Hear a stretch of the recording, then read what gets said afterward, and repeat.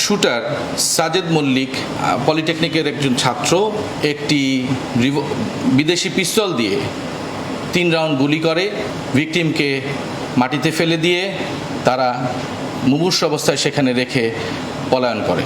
উন্নত চিকিৎসার জন্য ঢাকা মেডিকেল কলেজে প্রেরণের সময় তিনি মৃত্যুবরণ করেন। প্রতিদ্বন্দ্বী প্রার্থীকে সরিয়ে দেবার যে একটি পূর্বশত্রুতা, এই পূর্বশত্রুতার জের ধরে এই হত্যাকাণ্ডটি সংঘটিত হয়েছিল। আকবর হোসেন লিপন এবং তার সহযোগীরা সুযোগ খুঁজছিল কখন এর প্রতিশোধ নেওয়া যায়। এলাকায় আধিপত্য বিস্তারের যে আমাদের একটি অপসংস্কৃতি বিদ্যমান আছে, সেই অপসংস্কৃতির একটি ফসল হলো এই হত্যাকাণ্ড। একজন সাবেক ইউপি চেয়ারম্যান মোস্তফা কামালের উপরে দুর্বৃত্তরা অতর্কিত হামলা করে এবং তাকে এলোপাতাড়ি গুলি করে রেখে যায় এবং ঘটনাস্থল ত্যাগ করে। এরপরে স্থানীয়রা মুমূর্ষু অবস্থায় এই ভিকটিমকে চিকিৎসার জন্য স্থানীয় থানা স্বাস্থ্য কমপ্লেক্সে নিয়ে যায় এবং পরবর্তীতে তাকে উন্নত চিকিৎসার জন্য ঢাকা মেডিকেল কলেজে প্রেরণের সময় তিনি মৃত্যুবরণ করেন। গতকাল রাতে র্যাব 6 খুলনা, র্যাব 7 চট্টগ্রাম, র্যাব 10 লালবাগ ঢাকা এবং র্যাব সদর দপ্তরের ইন্টেলিজেন্স উইংয়ের একটি সমন্বিত চেষ্টার ফসল হিসেবে আমরা এই ঘটনার সাথে সম্পৃক্ত শুটার এবং অপর 3 জন সহকারী মোট 4 জনকে আমরা চট্টগ্রামের বায়েজিদ এলাকা এবং নড়াইল থেকে গ্রেফতার করতে সমর্থ হই। প্রতিশোধ, প্রতিহিংসা এবং আধিপত্য বিস্তার ও প্রতিদ্বন্দ্বী প্রার্থীকে সরিয়ে দেবার যে একটি পূর্বশত্রুতা, এই পূর্বশত্রুতার জের ধরে এই হত্যাকাণ্ডটি সংঘটিত হয়েছিল। একই ইউনিয়নের 2 নম্বর ওয়ার্ডের অপর একজন মেম্বার আকবর হোসেন লিপনের সাথে ভিকটিমের দীর্ঘদিনের একটি রাজনৈতিক সংঘাত এবং আধিপত্য বিস্তারের পূর্বশত্রুতা বিরাজ করছিল। 2021 সালে একটি স্থানীয় নির্বাচনে 2 জনই প্রার্থী হয়েছিলেন এবং 2 জনই পরাজিত হন।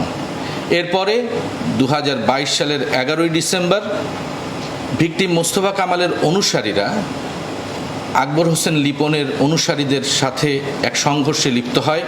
এ সময় আকবর হোসেন লিপন গুরুতর আহত হন এবং তার একটি হাত কাটা পড়ে। আকবর হোসেন লিপন এবং তার সহযোগীরা সুযোগ খুঁজছিল কখন এর প্রতিশোধ নেওয়া যায়। ঘটনার দিন সকালবেলায় আকবর হোসেন লিপনের ছোট ভাইয়ের বাড়িতে অপরাধীরা একত্রিত হয় এবং পরিকল্পনা করে এই হত্যাকাণ্ড ঘটাবে। এরপর সন্ধ্যার দিকে একজন ভ্যান চালক ইদ্রিস আলী দেওয়া তথ্য মতে সকলে এই ভিকটিমের উপরে চড়াও হয় এবং শুটার সাজেদ মল্লিক তার হাতে থাকা একটি বিদেশি পিস্তল দিয়ে 3 রাউন্ড গুলি করে ভিকটিমকে মাটিতে ফেলে দিয়ে তারা মুমূর্ষু অবস্থায় সেখানে রেখে পলায়ন করে। এই মামলার সাথে যারা যারা জড়িত, মূলত আমরা তো এখন আমাদের তদন্ত কার্যক্রম চালাবো এবং এরপরে এর সাথে যারা যারা জড়িত তার প্রত্যেকেই আইনের আওতায় নেওয়া হবে। সাজেদ মল্লিক, যে তার পিতা মঞ্জুর মল্লিক, সে হত্যাকাণ্ডে সরাসরি অংশগ্রহণ করে এবং তার হাতে 4 রাউন্ড অ্যামুনিশন ভর্তি একটি বিদেশি পিস্তল দিয়ে সে 3 রাউন্ড গুলি করে।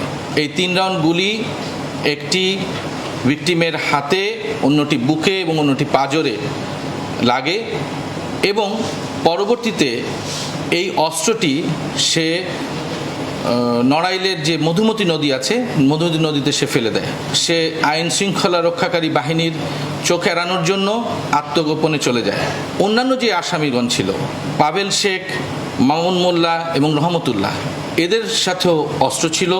পাভেল শেখ একটি রামদা, মামুন মোল্লা হাতে সুইচ গিয়ার এবং রহমতুল্লাহকে 1 লক্ষ টাকা দিয়ে ভাড়া করে নিয়ে আসা হয়েছিল এই হত্যাকাণ্ডে অংশগ্রহণ করার জন্য। গ্রেফতারকৃত সাজেদুল মল্লিক, যার পিতা হচ্ছে মঞ্জুর মল্লিক, একজন 28 বছরের একজন যুবক, পলিটেকনিকের একজন ছাত্র এবং সে এই যে লিপন অর্থাৎ যে এই হত্যাকাণ্ডের মূল পরিকল্পনাকারী, তার একজন অন্যতম প্রধান সহকারী। এলাকায় আধিপত্য বিস্তারের যে একটি আমাদের একটি অপসংস্কৃতি বিদ্যমান আছে, সেই অপসংস্কৃতির একটি ফসল হলো এই হত্যাকাণ্ড। এই লিপনের ছত্রছায়ায় সে দীর্ঘদিন এলাকায় চাষের রাজত্ব কায়েম করত, চুরি ডাকাতি এবং বিভিন্ন ধরনের মাদক সেবন এবং মাদক কারবারের সাথেও সে জড়িত ছিল। এর বিরুদ্ধে এই মামলাটি ছাড়াও আরও 3টি মামলা আছে।